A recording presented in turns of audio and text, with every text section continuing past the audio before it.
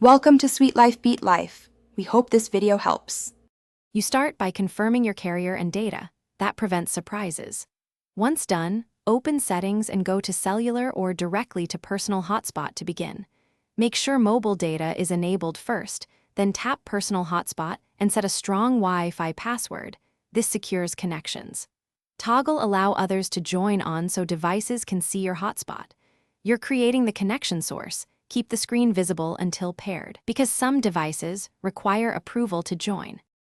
You now connect the other device. On the client, choose Wi-Fi and pick your iPhone's network name. Enter the password exactly, paying attention to capitalization and symbols.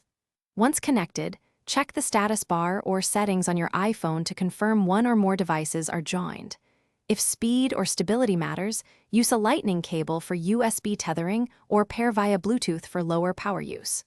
Once done, monitor data usage in Settings to avoid overages and close unused. You finish by turning off the hotspot when you're done to conserve battery and data.